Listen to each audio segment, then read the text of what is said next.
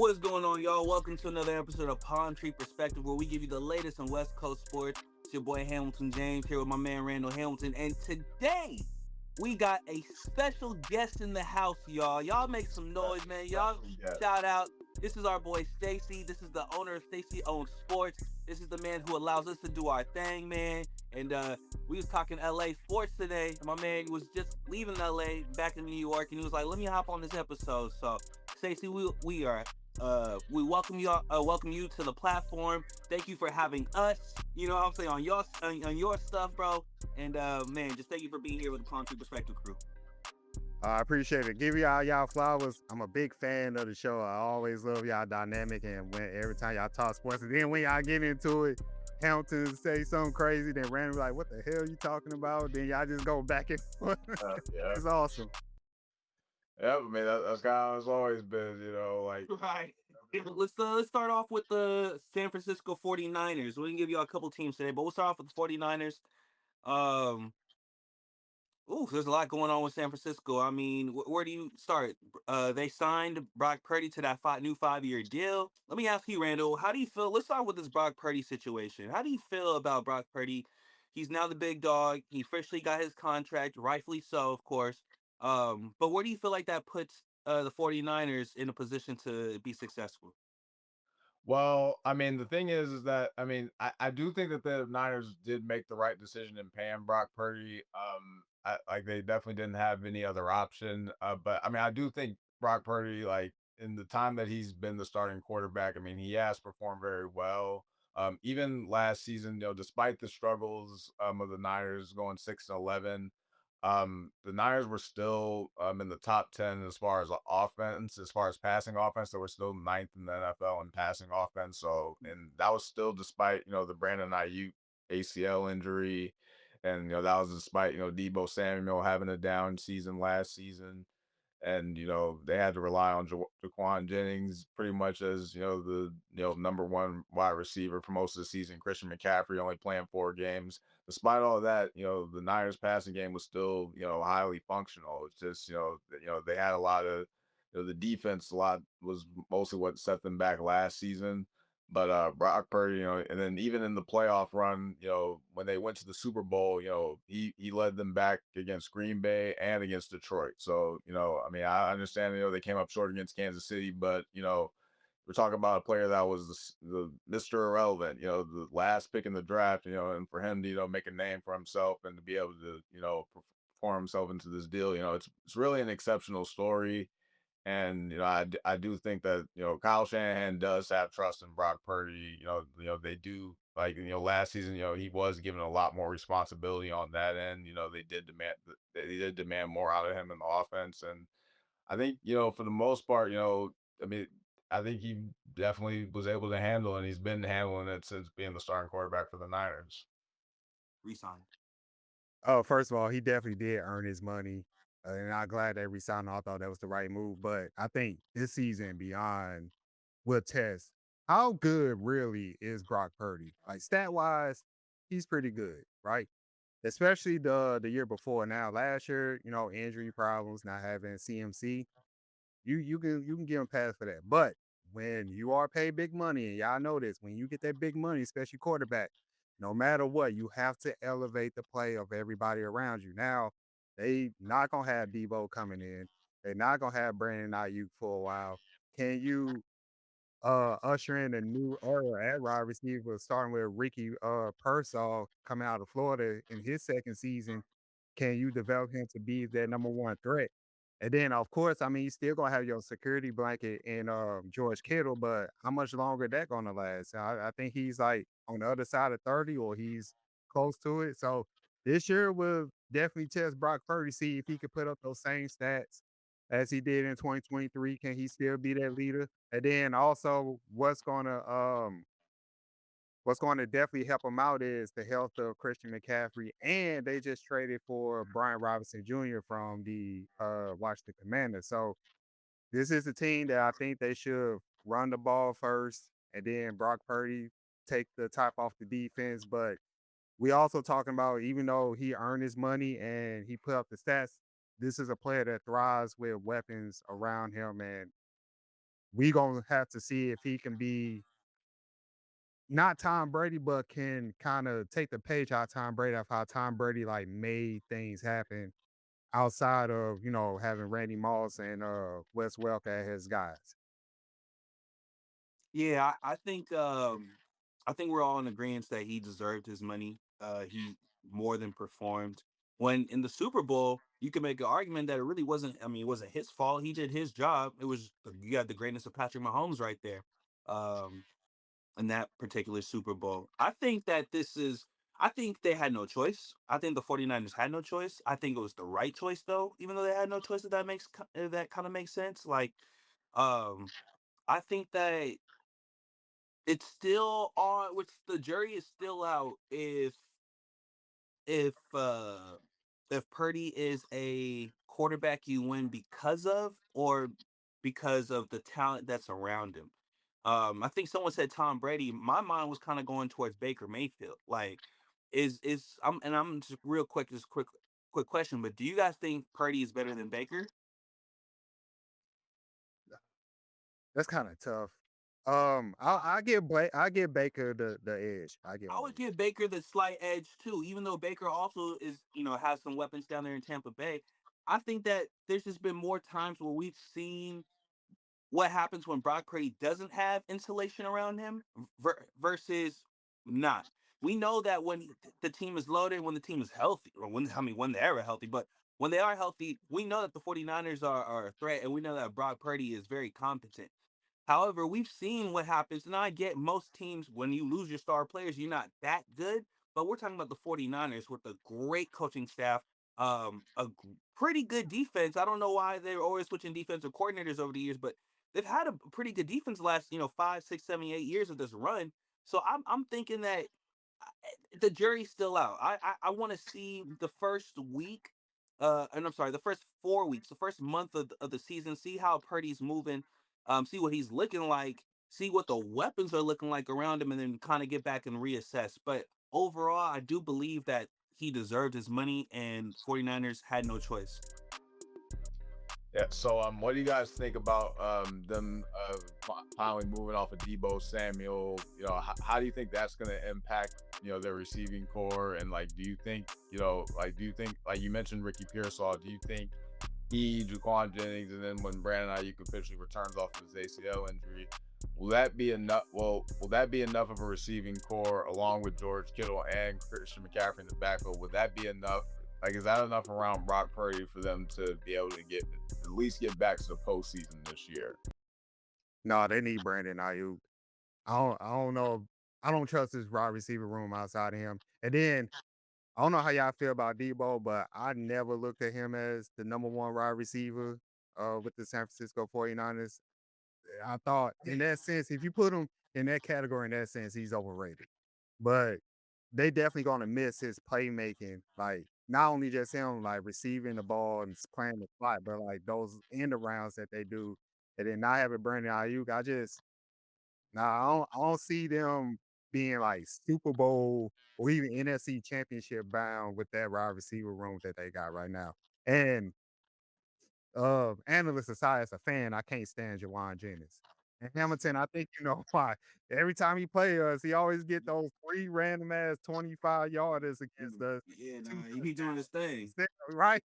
He be doing his thing. I Y'all remember remember that it. last year he had his career game against us, Mhm. 215 yards. Like that's what he do. That's what he do. But they gonna need that from him all season long. And is he that guy that can be like the number two wide receiver or a full number two until Brandon Ayuk come back? I don't know. We haven't seen that yet. I think he's capable of being a number two. Like, I mean, I don't think he's a number one.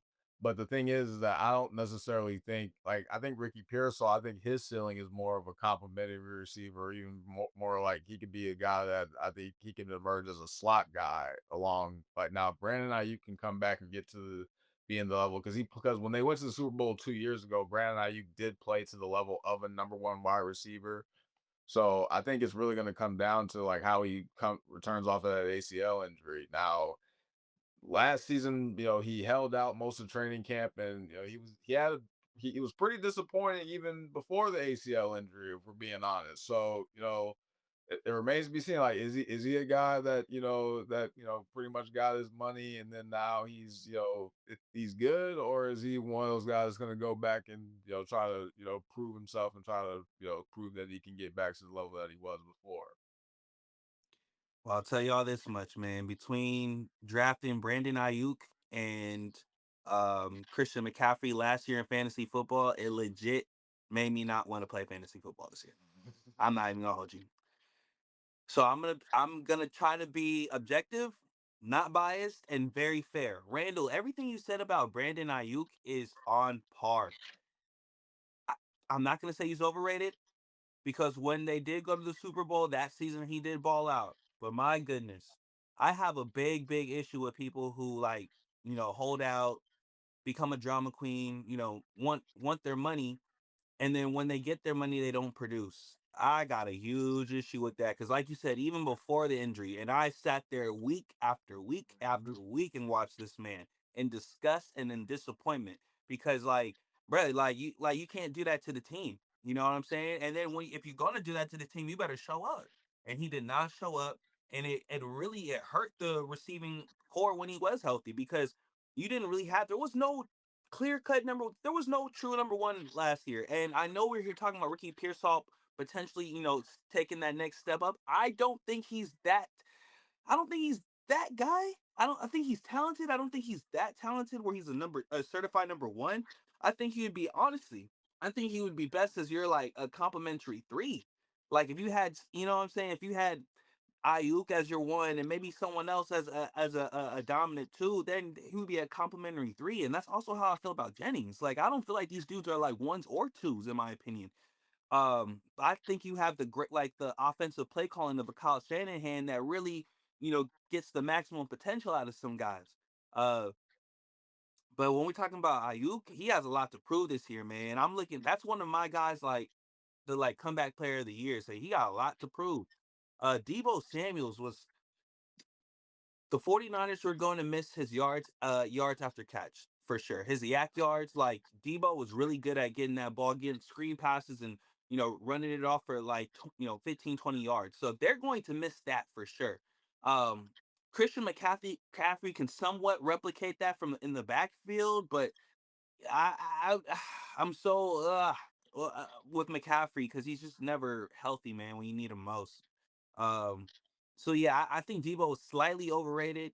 I think he was another one of those dudes that he's as soon as he got his bag, he completely just kind of fell off, and getting traded for a fifth round pick says it all. You know what I'm saying? So it remains to be seen about this receiver core. I'm not too strong on them. I'm obviously George Kittle. He's gonna probably go to the Hall of Fame, but like you were saying, Stacey, that time is running out. Especially because I mean, shoot, you've been to two Super Bowls already. What more? If you ask me personally, I think 49ers are their windows closed, but some people will have them in the fray. But I definitely am concerned about this receiver core. What do you guys think about now? The Niners defense was very disappointing. They were finished 29th in points allowed last season, and they finished 29th in stopping the run as well. So you mentioned that they've been shuffling around defensive coordinators. They brought back Robert Salah, who was previously the defensive coordinator when the Niners went to the Super Bowl in 2019 with Jimmy Garoppolo.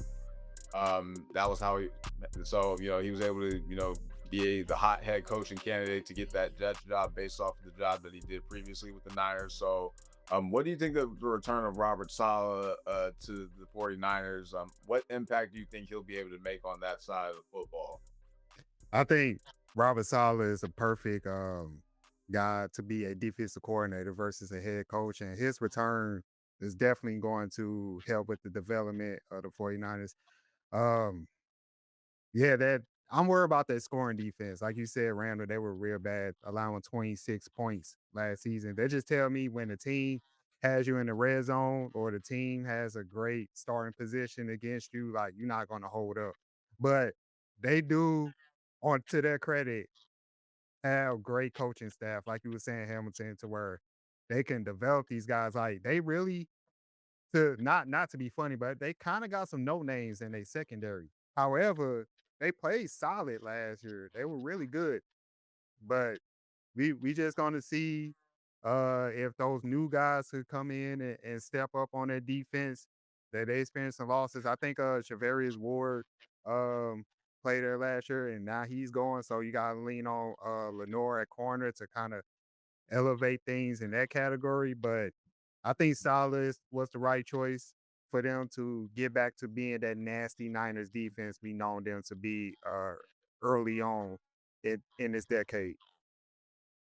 I I always have mixed feelings when it comes to the 49ers defense, especially these last, 3 to 4 seasons, because I'm Robert Saleh got him to the Super Bowl as the defensive coordinator back in 2019. And forgive me for forgetting the man's name, but I'm thinking of the defensive coordinator from the Super Bowl 2 years ago. And why he was Steve given the Wilkes. say that name again? It was Steve Wilkes. Steve Wilkes, thank you. And why Steve Wilkes got the boot when I thought Steve Wilkes did a hell of a job on defense during that Super Bowl. It wasn't his fault that Patrick Mahomes went down the field and did Patrick Mahomes like stuff. If anything, the offense, which Kyle Shanahan holds his hat to, struggled that during that Super Bowl. And there was I just feel like that was a super scapegoat. And ever since you've seen the defense, next season they got a new defense coordinator and they go to 29th in defense. So they needed Robert Sala. Even though I personally feel like maybe I don't know if he's the guy. I really don't trust him as a head coach. I know he's a defensive coordinator and that's how he got the head coaching job. It remains to be seen though. This isn't the same pieces that he had in 2019. And this defense, even though I do like, I'm not gonna take back what I said. Like I feel like the defense they can give you more with no name guys or with less or with Jags or whatever. However, I'm not expecting this defense to be shut down or a top 10, top 5, top 10 defense that's all of a sudden going to turn around and things are going to change and it's going to elevate the 49ers drastically. I still think that the 49ers are a offensive geared team. Um, and I think this is kind of one of those last ditch efforts from Kyle Shanahan because I really do feel like the window is closing and time is running out. Well, I think this year, like in the draft, I think their first 5 picks were all defensive players. So, Hmm. DM John Lynch, seek to address that in the draft. But now, they did lose Dre Greenlaw and Hufanga, the safety and free agency. So I think those are two of the main like enforcers of their defense. They brought the nastiness. They were big hitters. Hufanga was a guy. He would line up. Brought that culture. Yeah, he would be very effective in the run game as well. So those have been one of their main culture guys. So slowly but surely, now they did extend Fred Warner, but the thing is that they're slowly but surely starting to lose some of their culture setter guys that have been there before. So now, like, it's going to be imperative for Robert Salah that he has familiarity with the Niners for him to be able to teach these young guys and be able to get them to buy in. But really quickly, guys. Robert. Oh, Oh, go ahead. I was gonna say Robert Sala. The Jets defense was atrocious, and when you like sell yourself to a team and try to get a job and you say, hey, look at my resume, this is what I'm based on, right? Kyle Shanahan's offense, Robert Salah's defense, and that part of the team is struggling. That's a red flag. If the Jets offense was like really bad but the defense was really good, I'd be like more positive about the 49ers. But when last seen, the Jets defense was trash. So I'm like, what you gonna do? And the Jets had some pretty decent guys on defense. So now you can bring in 5 new rookies and expect to get to the Super Bowl. I just don't see it, man. Organization, man. Like that was the main thing that was the problem with the Jets, man. Like, I mean, you can't win without No, quarterback, no, man. no, no, Like, no, no, no, no, no, no, no. no, like just now the Oh, defense played. The defense oh. slipped a little bit last year, but the previous 2 years, like the Jets defense was still up there, man. But I would say that because of Robert Saleh had to be a head coach and a defensive guy, that probably wasn't a good mix for him. Like, yeah, his calling cards defense, but also when you a head coach, you gotta learn player management and learn situations and you gotta do stuff different. So that probably really affect how the defense played with the New York Jets. I think San Francisco, he'll get back to what he knows best. Okay, for sure. I'm not going to disagree with y'all. I'm gonna have to see it for the 49ers, man, because I just feel like when you make this many, coaching changes, role or role player changes, you lose stars and stuff like that. Those are telltale signs that the window is closed. So I'm like, you bringing Robert Salah back after 6 years now. And I don't know. I mean, look, Randall, the Jets had some pretty good defensive teams when Zach Wilson was the quarterback or something like that. Zach Wilson ain't been the quarterback in like 3 or 4 years. They on quarterback number 3 in the last 4 years now, 4 or 5 years. That defense I remember one season where you could make argument, yeah, Zach Wilson held them back because the quarterback play was just not that good, and the defense was spectacular. I remember that, but even when they had Aaron Rodgers, those 2 years, the defense wasn't that good. I mean, like, look, I think that was more so last. Now, last year I'll give you, but I think that the defense still held the fort down. Like even the year Aaron Rodgers blew out his Achilles, like I mean, their defense still kept him in games. Like I remember, like even during that season, like I mean, I remember like they beat the Eagles one time. Like they beat us, and like they basically they basically kind of held our offense in check. So I mean, I like they. Yeah, but I'm okay. But okay, well, the Eagles that year they lost. That was the year after the Super Bowl. They lost all their coordinators, and so they weren't looking how they was We, looking. we started 10-1 that year, man. That was the only game we lost. 10 of not the Yeah, Super Bowl 2 years year, ago. but the year before, right? Where you guys won like 11 games, and then all of a sudden fell off at the tail end. Yeah, we started off. Yeah, we I started remember. off. We started off 10-1, and then we basically collapsed for a year. Yeah. Yeah, yeah, but that happened. But anyway, guys, real quick, what do you guys think the ceiling and the floor is for the Niners this year as far as win total? I have the ceiling at 12-5, division winner. Just because the positives about the 49ers is they do develop their talent well, and then they do play hard, and they're always a tough out. The floor, I have them 7-10. And those goes to more so the reasons was Hamilton was saying, like, man, just so much turnover, and eventually that can catch up to you. Wide receiver room being questionable. I learned my lesson. I would never, ever, ever take Christian McCaffrey in fantasy draft ever again. And never, ever again. And I mean, because injury, he could play 14 games with just 4.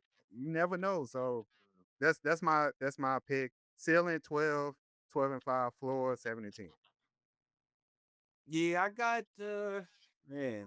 I think the 49ers are like the third best team in their own division. So there's floor to me, or their ceiling to me would be the division winner. I'm not gonna really put a how many wins, but I'll say that the ceiling could be division winner, but the floor could easily be not make the playoffs at all. Us looking at Kyle Shanahan like, yo, is this it? So that's my ceiling and floor for the 49ers. Real quick, I would say, looking at their schedule, they have a favorable schedule. Favorable Like, schedule. yeah, if you look I at their heard they have schedule, one of the more easier schedules in the league. yeah, so like, The NFC West does this year because you guys play the AFC South. Mm. AFC South. That's good to know. Yeah, man. I feel uneasy about the 49ers. Like I feel more certain about the Seahawks than I feel about the 49ers. It's just so much because there's just so much uncertainty. Like there's a lot of moving pieces. And if we're talking about the 49ers as a Super Bowl contender, yeah, I don't know. Yeah, I think their ceiling is like, I think they could be like a dangerous playoff team, but like as far as getting back to that Super Bowl level, like it's hard to see that happening. Like I think their ceiling, I could see them being an 11-win team, but I could also see, but now their floor, I think they could, like Stacey said, I think they could be a 7-10 team. Now I think my prediction, I think this is a 9-8 team. I was thinking that too. I was just thinking that 9-8.